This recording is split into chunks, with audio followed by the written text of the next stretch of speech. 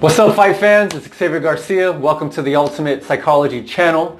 This is typically a channel I'm creating awesome videos to cure all your life, tons of videos to cure all your life. So check it out. For my returning viewers and subscribers, hey guys, I really don't do sports. This is about motivation, self-improvement. But on the flip side, speaking of the ultimate psychology, sports, entertainment, they provide great benefits for your overall well-being, a distraction from your daily grind.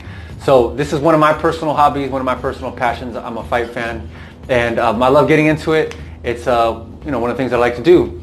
For anybody who's new, who's coming in as a fight fan, again, I'm Xavier Garcia, and this is the Ultimate Psychology channel. I create awesome videos to cure all your life. Not to sound redundant there, but check it out. So I'm a big fight fan. I love everybody, and especially right now, obviously, by the looks of it, right? I'm a Chicano, Mexican American, and this fight is hugely significant. Andy Ruiz Jr., Mexican American, represented Mexico in the Olympics. He's a Southern California boy and man, right? 30-year-old man, heavyweight champion. We're first ever Mexican American heavyweight. So this is huge significance for our community and people of this ethnicity, and we're cheering him on. And one distinction or thing that I would like to make and create is that sports is, aside from being a metaphor for life where we watch these heroes, these supreme athletes, most of us are not in that level of athleticism or that skill set for those particular games, because after all, those are games, those are not real life. But they are those people's livelihoods, and they should be respected and honored, right? Who wouldn't want to be a LeBron James or a Kobe Bryant on a basketball court, or a Tom Brady, Joe Montana on the football field? And especially when it comes to boxing, you have Canelo, you have Andy Ruiz, who we're talking about tonight in this video, Floyd Mayweather. And so what I'm getting at is that, yeah, it's entertainment. It's healthy for you to have a distraction from your daily life, your daily grind. We're so focused and achievement driven, and also the fact that, we want to be the heroes and the superstars in our lives. But sports also provides a chance where we can kind of be observant. It's kind of like a comedian, right? A comedian can tell jokes about racial things or political things, and it gets a laugh. And it's a one thing that people can kind of, hopefully, if we haven't as a society become overly politically correct, that where we can vent these emotions, these frustrations, whatever we have, and turn it, because laughter is the shortest distance between two people. And so laughter and humor and jokes are a great way for icebreakers. And so does sports, right? Now with sports, just like you can have mean-spirited jokes, jokes said without compassion and no regard, you can also have sports where people get behind, like I'm getting behind Andy Ruiz. I'm supporting a Mexican American, and I'm rooting for him. And the significant thing is that we're allowed to have racial pride, and having a healthy sense of pride and respect for our ethnicity and where we come from as a people, as a community, having so many things in common, right? And of course, as children of God, we take the third option. Shout out to Pastor Miles McPherson at the Rock Church. He wrote the book Third Option, where we don't just see who we are as political differences, side of the aisles, or just this or that, your race, my race, us versus us, them versus us, me against the world. The thing is we take the third option. We see ourselves as God sees us, and that's all his creations, and it's all about one love, right? Putting love first. So sports can also serve, there's negative sides to that. If I'm going to be so pro a certain player or pro certain athlete. And same thing with cities, right? We represent our cities. We represent San Francisco. We represent San Diego. We represent California, West Coast. And we do all these things. Left Coast is the best coast. And so we do all these things, and it's good to have an identity with them and have a culture with them, right? And it establishes that kind of community. But we don't cross the line into hatred or foul behavior, right? So I want to give permission to you, if you haven't given permission yourself, to root for a player, root for an athlete. If you're going for, in the Olympics, USA, right? USA, we go for our country, our nation. And even though we're all citizens of this planet, But we do have our distinctions with our countries and our nations. We do have semi-different and sometimes radically distinctive mindsets on how we should live together in order to be happy together. So I'm kind of that was a big chunk there when it comes to me supporting a certain athlete. Oh, you just like him because he's Mexican.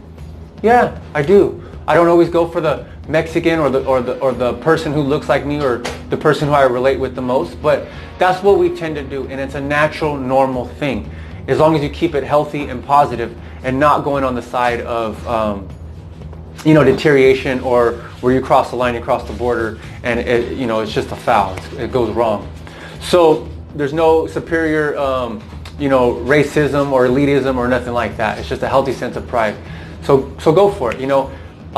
Anthony Joshua, he's not African American. He's an African British person. He's just British, right? He's from England, out over there. So he's representing the UK, and Andy Ruiz representing North America, Mexico, America. So those are other things for other Americans, Black Americans, to get behind Andy Ruiz. But if they want to support him, not support him, and support the other guy because he's African or has African heritage, then that's totally cool. It's all good fun.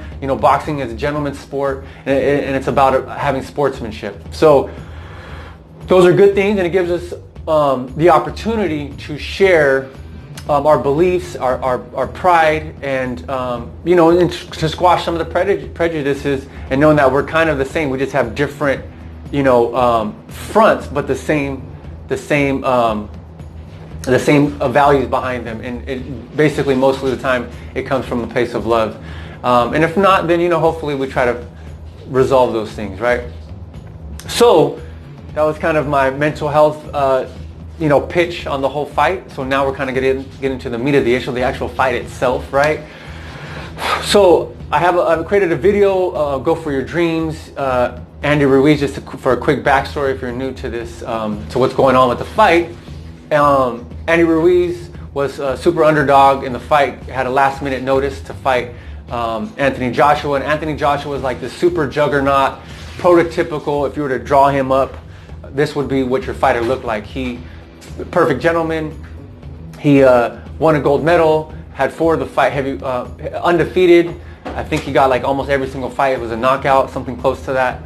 And now he's taking this late fight with Andy Ruiz, this chubby Mexican guy with all these tattoos, kind of the opposite from Southern California, right? And so different vibe, different style, and it's a clash of the cultures, and it's a culture clash, and it's awesome. So they had this fight. Recap: Anthony Joshua, he expects to just roll over this guy. Maybe Joshua was just overlooking him, wasn't giving him any just due respect. Maybe he did. It's kind of hard to tell. What's in the heart or the mind of the man, but maybe he perhaps overlooked him. Most people did, myself included. I didn't even know who he was. I'm not that much of a fight fan where I'm deeply entrenched of every single fighter in the top 10 rankings and all that stuff, but just kind of the mainstream guys. And so obviously Anthony Joshua, with all this prestige and this pomp and all this celebration, he's supposed to be the next greatest thing ever since sliced bread. So they get into the 3rd round, and Joshua, as predicted, drops Ruiz. Ruiz stunned a little bit, kind of shocked more than anything like that it actually happened, because on the flip side, Andy Ruiz was no journeyman. He almost had a perfect record himself. One loss to a guy who he lost to in that guy's hometown, and there was even rumors or something like that the commissioner of that boxing committee resigned because he didn't want to be part of the robbery that Anthony Joshua should have won the fight, but they fought in the champ's hometown. So that was Andy Ruiz's only one loss. So again, back into the fight this past June 2019. I think that's when the fight was. Fact check it. And Andy Ruiz gets up. They go for an exchange, and it looks like Anthony Joshua was going to go in for the clean kill, and Andy Ruiz gets rocked, and then all of a sudden the corazón, the heart of a lion, comes out of Andy Ruiz, that Mexican warrior spirit, and he just attacked. He said no, and something lit him up. he engaged and his body was activated, and he just attacked Anthony Joshua for the next 4 rounds, dropping him a few more times. He dropped him down the first time, clipped him in the back of the ear, and Anthony Joshua never recovered. So now that's setting the stage, right? Super precedence. Andy Ruiz is like, starts getting all Hollywood, so to speak, but he's just embracing and enjoying the moment. He's getting a lot of criticism from everybody, from being a fluke to just not taking the rematch seriously. And it's going to be in Saudi Arabia, which is a weird turn of events, because it was like, we'll have the rematch in New York, Madison Square Garden, right, the mecca of boxing. Or they can take it back to the UK in Joshua's hometown area, but then they would see like, oh, he can't fight outside of his hometown, and it would look like a cowardice move. And so he didn't want to redo it on the soil, but with this promoter and all this jumbling going around. And so they chose Saudi Arabia, and that's where it's going to be at, the clash on the dunes. And so since the last fight until now, the fight's on December 7th, it's a couple days from now, whenever you're watching this. And so I'm focusing in, because this is a big thing for my people. I got to meet Andy Ruiz, as you've seen in the thumbnail. People's champ, just a gentle giant, so humble, down to earth, God-fearing man. He said everything's a blessing, and that's just someone who you would like to be like, who you want to be like. And I'm just glad he's one of us, right? He eats burritos like us. I don't eat burritos, right? I'm the healthiest alive. Affirmation. Check out that video in my video descriptions or whatever. You'll check it. That's for another thing. Playlist. And but he eats regular food, obviously, and so he had made a lot of money. I think he made like $10 million from this fight, bought a brand new life, changed his whole family's reality, bought his mom a car, and doing wonderful things. They had prayed for him. And he's just soaking it up, soaking it all in. And that's what it's really about. You have your window of 15 minutes of fame. You don't know how long it's going to last for, and he's just appreciating for all that it's worth. Obviously, he doesn't want to lose the belts, and I've been watching him closely on all the social media platforms, and it doesn't seem like he's lost that hunger. He's just enjoying the best of both worlds. He's doing his grind and his training, and then he's also enjoying the celebrity that comes with it, as he should, right? So I mean, what's the point of you amass all this fame and these riches and your ultimate goal, your glory in life, and then just to be unfulfilled because you're all about achievement and you don't get to enjoy the fruits of your labor? That would be like the ultimate failure, right? So he's experiencing that fulfillment. So now that he has this money, his training camp, he's training like a champion, no longer training like a contender. And it's been fun to watch them. So now they're out there. Both of them are out there. And Anthony Joshua has kind of had to do some soul searching, wondering what this was about, because he was put on such a pedestal, a silver platter, and he's been knocked off, and he's got to find out who he really is and what he's really made of. And so he's lost a little bit of weight. And so there's a slimmer, trimmer version of him. So hopefully he's a little bit faster for this next fight. So now we're getting a little bit deeper. So if you've come to this far and you're an actually fight fan, and you want to know the nitty-gritty about how the fight's going to play out, thanks for sticking around and watching. And if you're watching as an Ultimate Psychology subscriber, thanks for watching as well. If you guys, just a quick note and plug, please like and subscribe. Comment below who you think is going to win the fight and why. And that's that. So back to the fight game. So how I see the strategy going, right? So the thing is, Anthony Joshua, and this is what appears to be the strategy, is Andy Ruiz is the shorter man, so he has better footwork. He's been boxing since he was 6.